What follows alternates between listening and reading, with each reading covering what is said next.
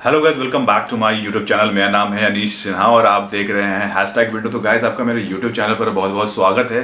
तो आज हम बात करने वाले हैं, अगर आपको एसईओ एक्सपर्ट बनना है तो इसके लिए आपको क्या करना होगा। क्योंकि ऐसे बहुत सारे कमेंट्स आते रहते हैं कि अगर एसईओ में एक्सपर्ट बनना है और या फिर एसईओ एक्सपर्ट या एसईओ स्पेशलिस्ट का अगर आपको जॉब इंटरव्यू देना है तो उसके लिए आपके पास क्या नॉलेज होना चाहिए, क्या क्वालिफिकेशन होनी चाहिए। तो दोनों चीज़ों के बारे में बात करेंगे, रिस्पॉन्सिबिलिटीज़ के बारे में बात करेंगे और क्वालिफिकेशन के बारे में बात करेंगे। तो दोनों चीज़ों को कवर करने वाला हूँ इस वीडियो में। तो वीडियो को लास्ट तक जरूर देखिएगा। और गाइज, अगर आप मेरे चैनल पर नए हैं तो आप मेरे चैनल को सब्सक्राइब कर लीजिएगा, बेल आइकन प्रेस कर लीजिएगा, जिससे कि जब भी कोई नया वीडियो लेके आऊँ तो उसकी नोटिफिकेशन आपको मिल सके। और आप मुझे इंस्टाग्राम पे भी फॉलो कर सकते हैं। इंस्टाग्राम का हैंडल आपको मेरे स्क्रीन पर दिख रहा होगा, तो आप मुझे इंस्टाग्राम पर भी फॉलो कर लीजिएगा। तो गाइज, जब बात करता हूँ जॉब रिस्पॉन्सिबिलिटीज़ की, तो इसका मतलब आपको क्या क्या टास्क है जो कि आपको वहाँ पर जाने के बाद आपको परफॉर्म करना होता है। जो सबसे ज़रूरी और सबसे मतलब इम्पॉर्टेंट है वो है आपका एसईओ इंडस्ट्री के बारे में अच्छा खासा नॉलेज होना चाहिए। और आपको स्ट्रैटेजी मेकिंग में आपका हाथ जो है वो बहुत तगड़ा होना चाहिए। एसईओ स्ट्रैटेजी से मतलब क्या समझते हैं, आपकी आने वाले जो टाइम होगा, मतलब समझ लीजिए 6 महीने या फिर 1 साल का, उसमें आप क्या क्या चीज़ें परफॉर्म करेंगे जिससे कि इनकी जो वेबसाइट है आपके क्लाइंट की वो टॉप पर चले जाए। तो फर्स्ट है आपका एसईओ स्ट्रैटेजी। तो आपको एसईओ स्ट्रैटेजी बनाना आपको आना चाहिए। सब चीज़ों पर डिटेल में वीडियो बना दूंगा, आप लोग मुझे कमेंट करके ज़रूर बोलिएगा कि आपको इस पर कि आपको वीडियो चाहिए, तो मैं उस पर्टिकुलर टॉपिक्स पे आपको वीडियोस बना के मैं आपको दे दूंगा। जो नेक्स्ट और बहुत ज़रूरी चीज़ है वो है आपका कीवर्ड सिलेक्शंस, यानी कीवर्ड रिसर्च करना। आपको बिल्कुल अच्छे से क्लियरिटी में आपको आना चाहिए। एसईओ एक्सपर्ट का काम यही है कि किस पेज के लिए, राइट पेज के लिए राइट कीवर्ड चूज़ करना, जिससे कि आपका जो वेबसाइट है वो टॉप पे बना रहे, गूगल से किसी भी तरह से स्पैम ना करे और आपकी वेबसाइट की जो रैंकिंग है वो हमेशा टॉप पे रहे।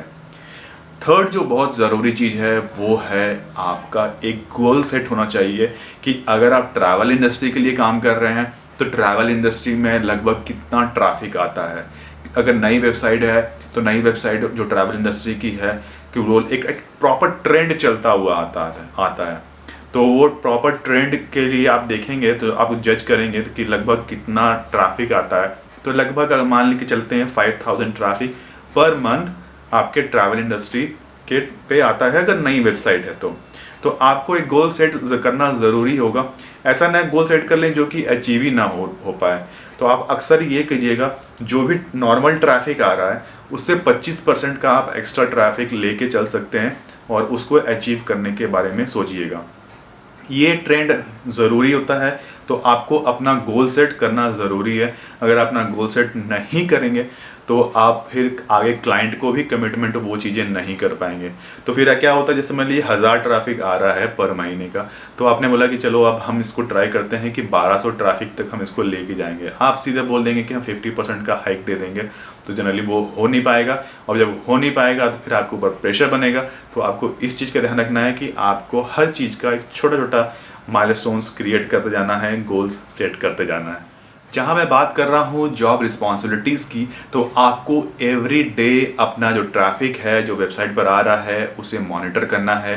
ट्रैफिक कहाँ से आ रहा है, क्या सोर्स है, जो आप काम कर रहे थे क्या वो एक राइट डायरेक्शन पर जा रहा है कि नहीं जा रहा है। तो ये भी एक जॉब रिस्पॉन्सिबिलिटी आपकी बनती है कि आप डेली मॉनिटरिंग ज़रूर करें अपनी वेबसाइट में। अक्सर पूछा जाता है आपके इंटरव्यू में भी कि आप क्या क्या जॉब परफॉर्म करते हैं अपनी लास्ट कंपनी में। तो ये सवालों के जवाब भी आप अपने जवाब आप इंक्लूड कर सकते हैं। तो ये भी आप तैयारी के बीच में ये सारे पॉइंट्स भी आप नोट डाउन ज़रूर कर लीजिएगा कि जॉब रिस्पॉन्सिबिलिटीज़ में आपने ये काम किया था। तो आपको डेली जो भी ट्रैफिक आ रहा है किस सोर्स से आ रहा है, गूगल से आ रहा है या फिर डायरेक्ट ट्रैफिक आ रहा है या फिर रेफरल ट्रैफिक आ रहा है, सोर्स ऑफ मीडियम क्या है, ये कहाँ से आ रहे हैं, किस कीवर्ड से आ रहे हैं, आपको कहाँ काम करना है। तो इन सब चीज़ों पर आप जब आप गूगल एनालिटिक में जाएंगे तो ये सारी चीज़ें आपको डेटा वहाँ पर मिल जाता है। तो डेटा को एनालाइज कीजिए, समझिए और उस पर फिर अगर आप काम करते हैं तो उस पर रिजल्ट्स आपको आने वाले टाइम में बहुत ही अच्छे मिलते हैं। तो थोड़ा आपको वहाँ पर आपको वर्कआउट करना पड़ता है। जो नेक्स्ट है वो है कि आपको किस कीवर्ड पर कंटेंट चाहिए। तो कंटेंट भी लगातार अपडेट होते रहना चाहिए आपके वेबसाइट में। अक्सर आपने पढ़ा होगा कंटेंट इज़ किंग। जी हाँ, ये बात बिल्कुल सही है कि कंटेंट ही किंग होता है डिजिटल मार्केटिंग में, क्योंकि गूगल कंटेंट को ही रीड करता है। कंटेंट हो गया जो वर्ड्स आप लिखे होते हैं आपके किसी टॉपिक्स पे, वो आपका कंटेंट होता है।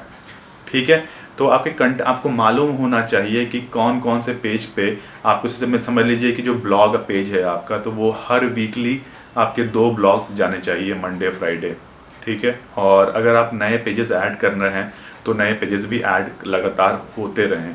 इससे क्या फ़ायदा होता है? इससे फ़ायदा ये होता है कि आपका वेबसाइट लगातार इंडेक्स होता जाता है गूगल के पास, और उससे फ़ायदा आपको मिलता जाता है कि आने वाले टाइम में अच्छे रिजल्ट्स मिलेंगे, नए नंबर्स ऑफ पेजेस बढ़ेंगे, क्योंकि नंबर्स ऑफ पेजेस मैटर करता है एसईओ में। आप 8 पेज वाली वेबसाइट को लीजिए और 50 पेज वाली वेबसाइट को लीजिए, कौन ज़्यादा ट्रैफिक जनरेट करेगा? बट ऑब्वियस है 50 पेज वाले जो ट्रैफिक पेजेस होंगे वो। बट कंटेंट जो है वो ओरिजिनल है, तो कंटेंट को चेक करना कि जो कंटेंट है वो कॉपीड कंटेंट तो नहीं है कहीं से, तो उस बात का भी आप ही को ध्यान रखना है, कोई और नहीं रखेगा। जो नेक्स्ट है वो होता है लिंक बिल्डिंग। क्या आप लिंक बिल्डिंग सही डायरेक्शन में कर रहे हैं? अगर आपके ट्रैवल पोर्टल है तो क्या ट्रैवल पोर्टल से रिलेटेड जो वेबसाइट्स है उन पर लिंक बिल्डिंग कर रहे हैं कि नहीं कर रहे हैं? डू फॉलो नो फॉलो का भी आप ध्यान रख रहे हैं कि नहीं रख रहे हैं? कितना % डू फॉलो कर रहे हैं, कितना % नो फॉलो कर रहे हैं? तो इन सब चीज़ों पर भी आपको अपना काम करते रहना ज़रूरी है। तो आपको हर चीज़ों के बारे में एक पिक्चर क्लियर होना चाहिए जब आप अपना स्ट्रैटेजी बनाते हैं, तो कि कितना मुझे पर डे कितना काम करना है इस पर्टिकुलर वेबसाइट के ऊपर, कितना टाइम देना है मुझे, तो जिससे कि इस पर आने वाले टाइम में अच्छा रिजल्ट निकल सके। हम जब भी काम करते हैं हम इन सब चीज़ों पर बहुत ज़्यादा फोकस करते हैं कि हमें किसी पर्टिकुलर वेबसाइट पर कितना टाइम देना है, या फिर मैं टाइम दे रहा हूँ 2 घंटे का, तो मेरा जूनियर कितना टाइम दे रहा है उस पर्टिकुलर टॉपिक, उस पर्टिकुलर वेबसाइट के ऊपर। तो ये सब चीज़ें आपको जान लेना बहुत ज़्यादा ज़रूरी है। जैसा कि मैं आपसे बोल रहा था कि लिंक बिल्डिंग स्ट्रैटेजी आपके पास होनी चाहिए, तो आपके पास लिंक बिल्डिंग की प्रॉपर स्ट्रैटेजी होनी चाहिए कि डायरेक्टरी सबमिशंस, आर्टिकल्स, ब्लॉग्स, या फिर आप जो भी कर रहे हैं क्लासिफाइड वगैरह कर रहे हैं, तो प्रॉपर जो आपके लिंक बिल्डिंग का जो डेटा है वो आपको कलेक्ट करना है, एनालाइज करना है कि क्या जो हम काम कर रहे हैं वो क्या राइट डायरेक्शन में कर रहे हैं या नहीं कर रहे हैं। एवरी 3rd डे आप डेटा को एनालाइज ज़रूर कीजिए कि क्या आपका जो जूनियर काम कर रहा है लिंक बिल्डिंग का, क्या वो सही कर रहा है कि नहीं कर रहा है। क्योंकि अगर आप एंड ऑफ द मंथ जाके अगर एनालाइज करेंगे तब कोई फ़ायदा नहीं होगा, क्योंकि पूरा मंथ निकल चुका होता है और आपका जो रिज़ल्ट है वो डिले हो जाता है। तो ये कुछ जॉब रिस्पॉन्सिबिलिटीज़ है जो कि एसईओ स्ट्रैटेजी जो एक्सपर्ट होता है, जो स्पेशलिस्ट होता है, वो उसको इन सब चीज़ों का प्रॉपर ध्यान रखना पड़ता है कि जो हम काम कर रहे हैं वो एक सही डायरेक्शन या फिर एक राइट डायरेक्शन में जा रहा है या नहीं जा रहा है।